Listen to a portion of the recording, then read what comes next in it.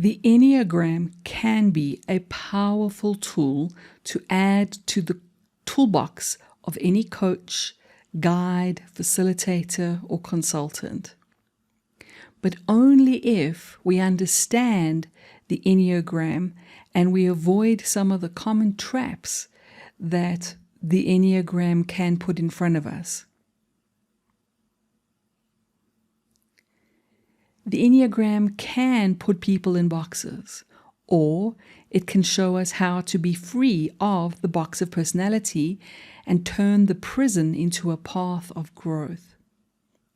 The Enneagram can be an excuse for behavior if used without wisdom, or it can be a powerful insight into the underlying core motivators and motivations behind the personality.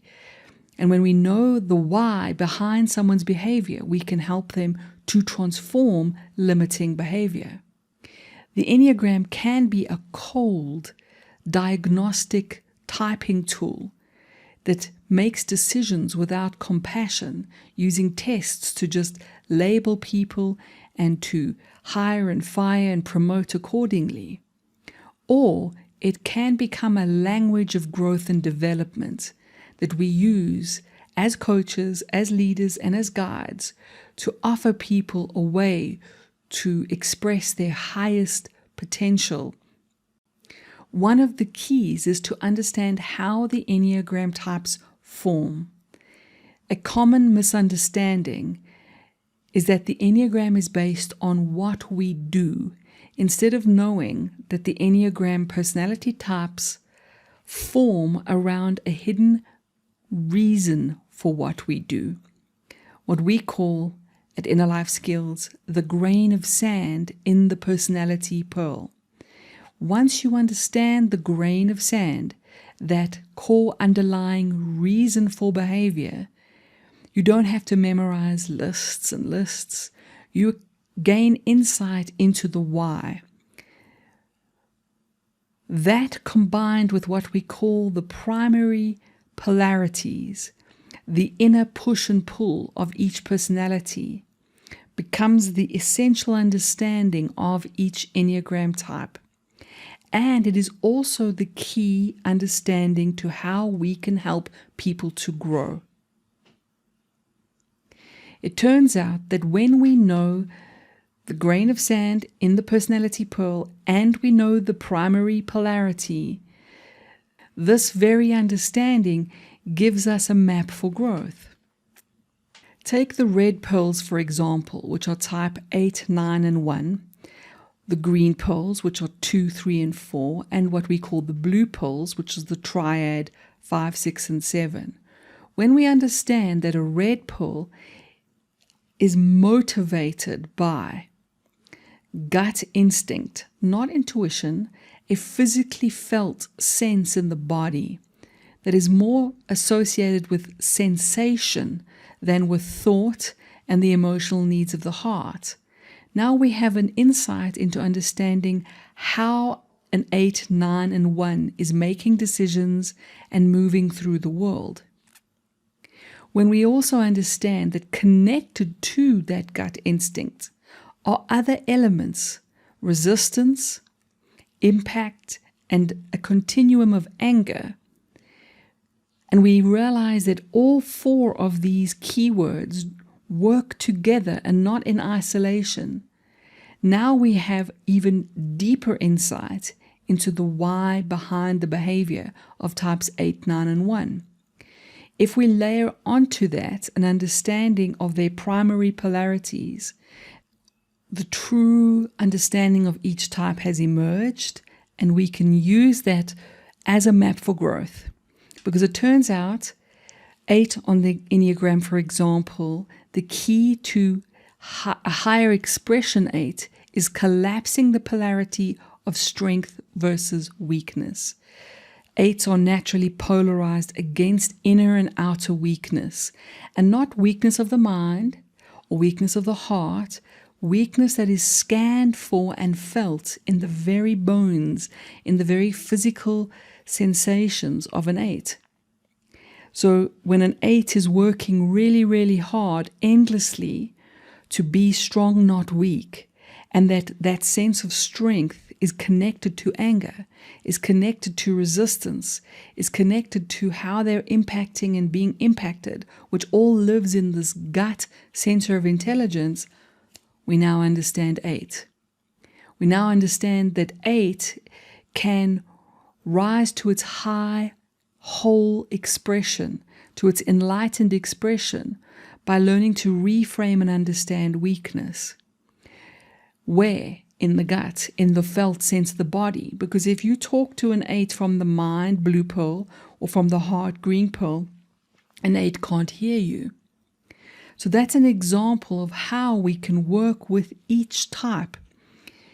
And when we put together our understanding of the pearl, and we put together an understanding of the primary polarity where each type is polarized, and we work to help each type to collapse those polarities and to embrace that inner element, that grain of sand. Because remember, a grain of sand irritates an oyster. That's why we use this metaphor. And when the oyster gets irritated by the grain of sand, it starts to layer up mother of pearl and forms the pearl. So our Enneagram personality is also formed around a core wound, an irritant. This is why a lot of folks say, well, gosh, why is the Enneagram so negative? It's not negative. It's honoring a wound. It's like if I have a cut on my leg, I'm not being negative about the cut.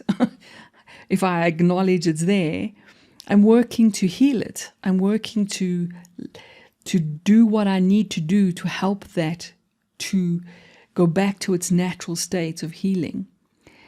When we are working with the Enneagram consciously and we're understanding this core grain of sand that sits as a painful source of stress and suffering in the heart of each type, and we learn to resolve that and dissolve it, and we learn to collapse the polarities that exist in the type, we can help the type to grow.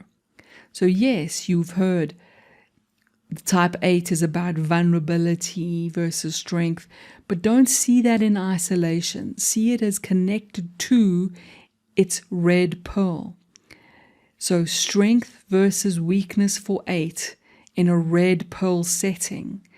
Peace versus disruption for a 9 in a red pearl setting, not in the heart or the mind, in the felt sense of the body. Bad versus good for type 1, again, in the felt sense of the body. Our type 2, 3, and 4. Now we must move to the green pearls, the heart, which is emotional need. And our 2 needs to collapse the polarity, the opposition in the heart between for self and for others, selfish versus selfless. And when our 2 learns to heal that divide in their heart experiences wholeness, and the type rises to its highest expression naturally.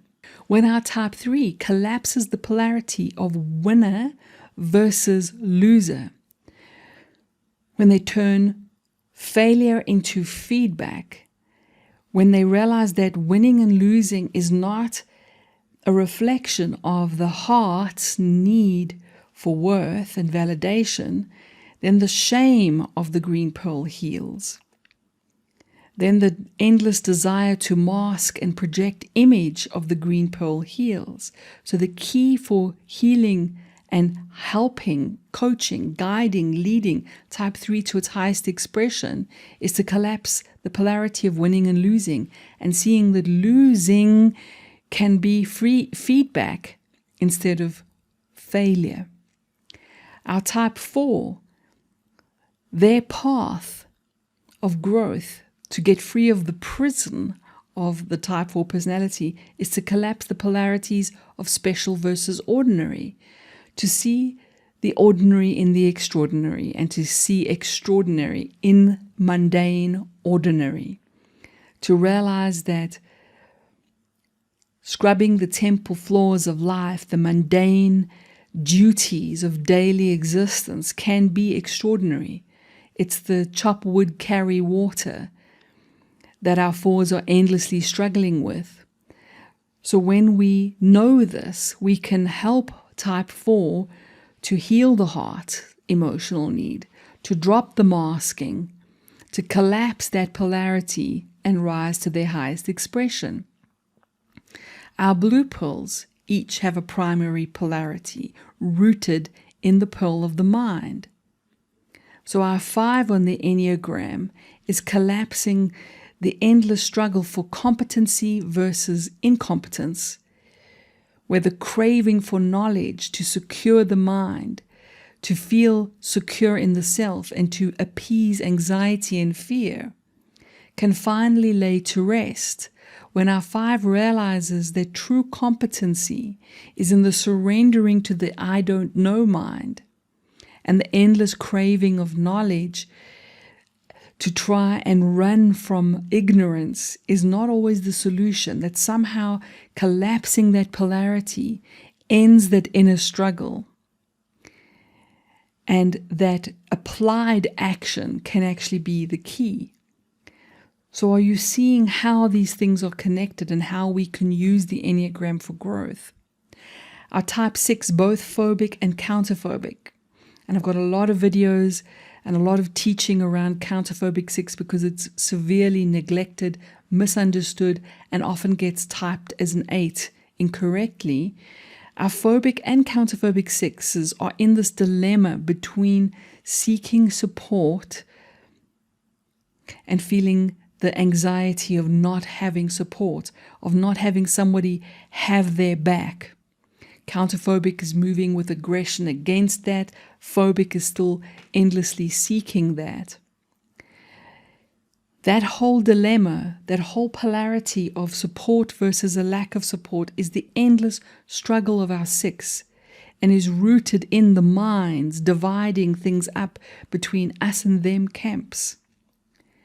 When we help our beautiful 6s to collapse that polarity, to move to a different center of knowing, to become their own support, but not in an aggressive movement against fear, to live with uncertainty and to dance with the unknown, can collapse those polarities and help our 6 to be in their skin, at peace.